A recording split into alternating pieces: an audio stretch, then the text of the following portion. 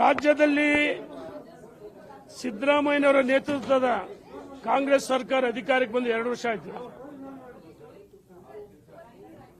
ಇವರು ಸುಳ್ಳು ಭರವಸೆಗಳು ಕೊಟ್ಟು ಅಧಿಕಾರಕ್ಕೆ ಬಂದ ಸಿದ್ದರಾಮಯ್ಯ ಸರ್ಕಾರ ರೈತನಿಗೆ ಗಿಫ್ಟ್ ಏನು ಕೊಟ್ಟಿದೆ ಅಂದರೆ ಆತ್ಮಹತ್ಯೆಗಳ ಭಾಗ್ಯವನ್ನು ಕೊಟ್ಟಿದೆ.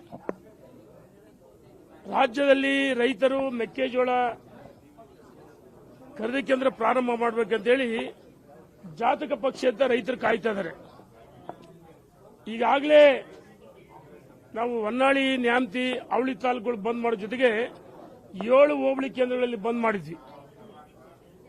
ಈ ಸರ್ಕಾರ ಬೆಂಬಲ ಬೆಲೆ ಘೋಷಣೆ ಮಾಡಬೇಕಂದ್ರೆ ಒತ್ತಾಯ ಮಾಡಿದರೆ ಅಲ್ಲಿಯ ಶಾಸಕರು ಕಾಂಗ್ರೆಸ್ಸಿನ ಗುಂಡಾಗಳು ನಮ್ಮ ಕಾರ್ಯಕರ್ತರ ಮೇಲೆ ಗುಂಡಾಗಿರಿ ಮಾಡ್ತಾರೆ. ಬಹುಶಃ ಮೊನ್ನೆ ಬಂದ್ ಬಹಳಷ್ಟು ದೊಡ್ಡ ಸುದ್ದಿ ಆಯಿತು.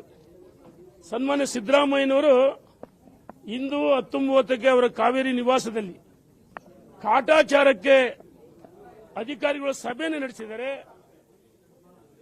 ನಾನು ಕೇಳ್ತೀನಿ, ಸಿದ್ದರಾಮಯ್ಯನವರೇ, ನೀವು ಮಾತೆತ್ತಿದ್ರೆ ಕೇಂದ್ರ ಸರ್ಕಾರದ ಕಡೆ ಬೆರಳು ಮಾಡಿ ತೋರಿಸ್ತಾ ಇದ್ದೀರಿ. ಈಗಾಗಲೇ ನರೇಂದ್ರ ಮೋದಿಯವರ ನೇತೃತ್ವದ ಕೇಂದ್ರ ಸರ್ಕಾರ 2,400 ರೂಪಾಯಿ ಬೆಂಬಲ ಬೆಲೆ ಘೋಷಣೆ ಮಾಡಿದೆ.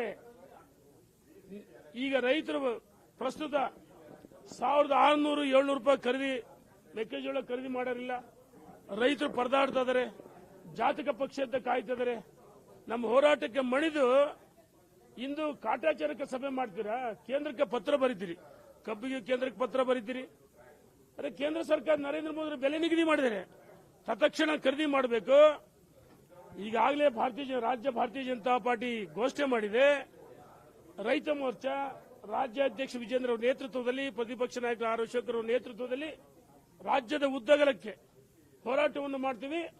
ತಕ್ಷಣ ನಾವು ಹೇಳ್ತಾ ಇದೀವಿ, ಈ ಹಿಂದೆ ನಮ್ಮ ಸರ್ಕಾರ ರಾಜ್ಯದಲ್ಲಿ ಅಧಿಕಾರ ಇದ್ದಾಗ ಸನ್ಮಾನ್ಯ ಯಡಿಯೂರಪ್ಪನವರು ಕೇಂದ್ರದ ಕಡೆ ಬೆರಳು ಮಾಡಿ ತೋರಿಸಲಿಲ್ಲ. ರಾಜ್ಯದ ಬೊಕ್ಕಸದ ಹಣವನ್ನು ಬಿಡುಗಡೆ ಮಾಡಿ ಮೆಕ್ಕೆಜೋಳ ಖರೀದಿ ಕೇಂದ್ರ ಪ್ರಾರಂಭ ಮಾಡಿ ರೈತರ ಬೆಳೆದ ಮೆಕ್ಕೆಜೋಳವನ್ನು ಸಂಪೂರ್ಣವಾಗಿ ನಾವು ಖರೀದಿ ಮಾಡಿದ್ವಿ.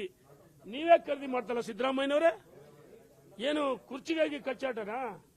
ನಿಮ್ಮ ಈ ಕುರ್ಚಿ ಕಚ್ಚಾಟ ನಿಮ್ಮ ವೈಯಕ್ತಿಕ. ಯಾರು ಮುಖ್ಯಮಂತ್ರಿ ಆಗಿ ಮುಂದುವರಿತೀರಿ, ಯಾರು ಮುಂದೆ ಮುಖ್ಯಮಂತ್ರಿ ಆಗಬೇಕು, ಅದು ಕಾಂಗ್ರೆಸ್ಸಿನ ಆಂತರಿಕ ಕಚ್ಚಾಟ. ನಾವು ಕೇಳ್ತಾ ಇದೀವಿ, ರೈತನ ನೆರವಿಗೆ ಬರಬೇಕು. ತಕ್ಷಣ ಮೆಕ್ಕೆಜೋಳ ಖರೀದಿ ಕೇಂದ್ರ ಪ್ರಾರಂಭ ಮಾಡಿದ್ರೆ ಬಹಳ ದೊಡ್ಡ ಹೋರಾಟವನ್ನು ಮಾಡ್ತೀವಿ ಅಂತ ಹೇಳಿ ಸರ್ಕಾರಕ್ಕೆ ಎಚ್ಚರಿಕೆಯನ್ನು ಕೊಡ್ತಾ ಇದೀವಿ ನಾವು. Thank you.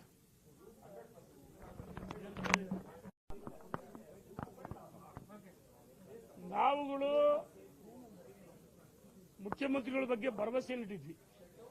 പക്ഷേ ಇಂದೇನೋ ಮುಖ್ಯಮಂತ್ರಿಗಳು ಮೈಸೂರಿಗೆ ಹೋಗೋದನ್ನು ರದ್ದು ಮಾಡಿ ಮೆಕ್ಕೆಜೋಳ ಖರೀದಿ ಕೇಂದ್ರ ಪ್ರಾರಂಭ ಮಾಡಬೇಕಂತೇಳಿ ತುರ್ತು ಸಭೆ ಕಾವೇರಿ ನಿವಾಸಲ್ಲಿ ಕರೆದರೆ ಎಲ್ಲ ಒಂದ್ ಕಡೆ ಖರೀದಿ ಕೇಂದ್ರ ಪ್ರಾರಂಭ ಮಾಡುವಂತ ಭರವಸೆ ಇತ್ತು.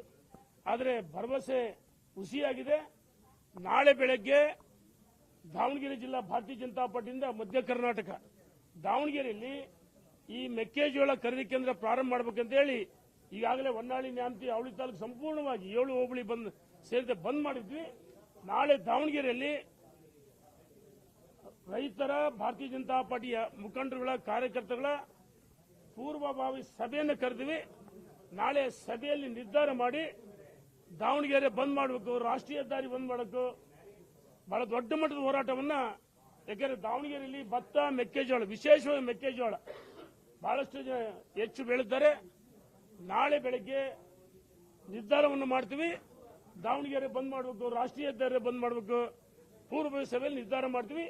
ಈ ಸರ್ಕಾರಕ್ಕೆ ಚಾಟಿ ಏಟು ಬೀಸ್ತಕ್ಕಂಥ ಕೆಲಸದ ನಾವು ಮಾಡೇ ಮಾಡ್ತೀವಿ. ಸರ್ಕಾರ ಕೇಂದ್ರ ಸರ್ಕಾರ ಕಡೆ ಬೆರಳು ಮಾಡಿ ತೋರಿಸೋದ್ರ ಬದಲಾಗಿ ತಕ್ಷಣ ಸೋಮವಾರ ಬೆಳಗ್ಗೆ ಖರೀದಿ ಕೇಂದ್ರ ಪ್ರಾರಂಭ ಮಾಡಬೇಕು, ಇಲ್ಲದ್ರೆ ದೊಡ್ಡ ಹೋರಾಟ ಮಾಡ್ತೀವಿ ಅಂತ ಹೇಳಿ ನಾವು ಎಚ್ಚರಿಕೆಯನ್ನು ಕೊಡ್ತಾ ಇದ್ದೀವಿ.